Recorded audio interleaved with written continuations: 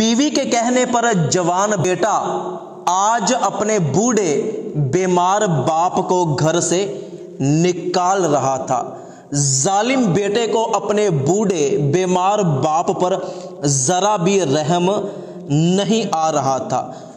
जवान बेटे ने बूढ़े बाप का सामान गठरी में बांध दिया और गठरी उसके हवाले कर दी और जबरदस्ती बाजुओं से पकड़कर उसे उठाकर ये कह रहा था कि बाबा खुदा का वास्ता, अब मैं तुझे और बर्दाश्त नहीं कर सकता।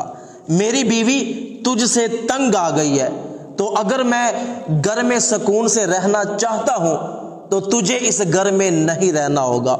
जा, तू मेरी जिंदगी से हमेशा के लिए चला जा। आज के बाद तू मेरी जिंदगी में कभी ना आना। बाप बेचारा मुसलसल यही कह रहा था कि बेटा ऐसा काम ना कर, मुझ बूढ़े पर इतना जुल्म ना कर, मुझे घर से ना निकाल। लेकिन बेटे ने बूढ़े बाप की एक ना सुनी। इतने में हमसायगी से एक नौजवान वहां पर आया तो उसने उस बूढ़े शख्स को पकड़ा और उसके बेटे से कहने लगा, ओ कुछ खुदा का खौफ कर, कुछ शर्म कर, तू बाप के साथ ऐसा जुल्म कर रहा है, उसको घर से निकाल रहा है। तो इस बूढ़े के बेटे ने कहा कि ये मेरे और मेरे बाप का मामला है, जा तू अपना काम कर। तो वो हमसाया भी ये कहता हुआ वहां से चला गया कि इन दोनों का तो अल्लाह ही हाफिज है। तो जवान बेटे ने हाथ जोड़कर बूढ़े बाप से कहा कि खुदा के लिए लोगों के सामने मुझे जलील ना कर, यहां से अब चला जा। ये कहकर वो नौजवान अपने घर को चला गया और बूढ़ा बाप बेचारा बड़ा अफसुर्दा होकर अपने घर से हमेशा के लिए जाने लगा। इतने में उस बूढ़े शख्स का पोता स्कूल से वापस आ रहा था। उसने अपने दादा से पूछा कि दादा कहाँ जाने लगे हो, आओ घर चलते हैं। तो उस नौजवान ने घर के दरवाजे से देखा कि मेरा बेटा मेरे बाप के पास खड़ा हुआ है, तो दौड़कर गया और अपने स्कूल जाने वाले बेटे को बाजू से पकड़कर घर ले आया। ठीक 5 दिन बाद बाप और बेटा घर के दरवाजे के पास बैठे हुए थे। बाप चाय पी रहा था और बेटा स्कूल का सबक याद कर रहा था कि अचानक बेटे ने अपने बाप से पूछा कि अब्बू जी दादा कहाँ पर है, क्या वो कभी वापस नहीं आएगा? तो बाप ने बड़ी ही उकताहट के साथ कहा कि नहीं, बड़ी मुश्किल तेरे दादा से जान छुड़वाई है। सारी सारी रात खांसता रहता था, नींद नहीं आती थी, ना मुझे ना आप लोगों को।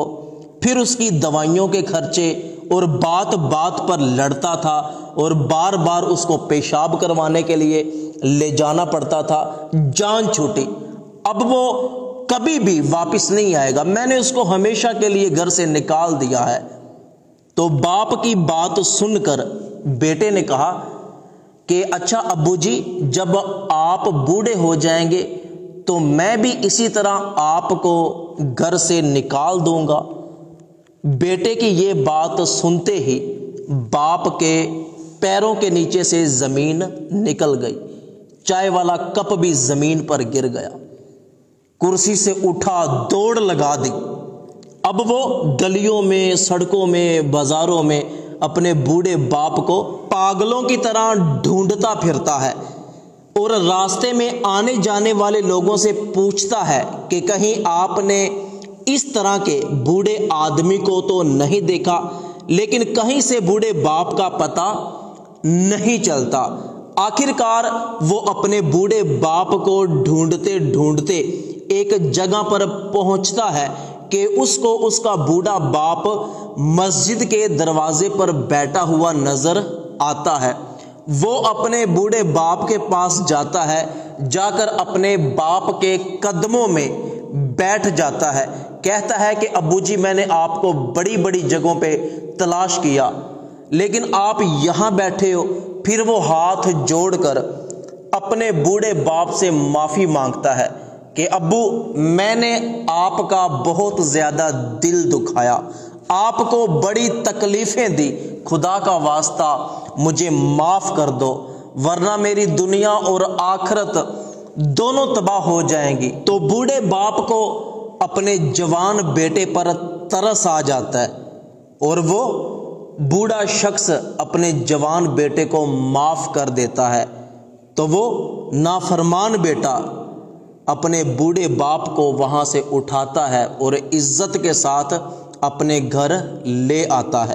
تو دوستو، اگر آپ کے بوڑھے والدین زندہ ہیں تو دنیا میں ان کی قدر کرو۔ اگر ان کی قدر نہیں کرو گے، ان کی نافرمانی کرو گے تو تمہاری دنیا بھی برباد ہو جائے گی، تمہاری آخرت بھی برباد ہو جائے گی۔ اللہ پاک سے دعا ہے کہ اللہ پاک ہمیں اپنے والدین کا ادب و احترام کرنے کی توفیق عطا فرمائے۔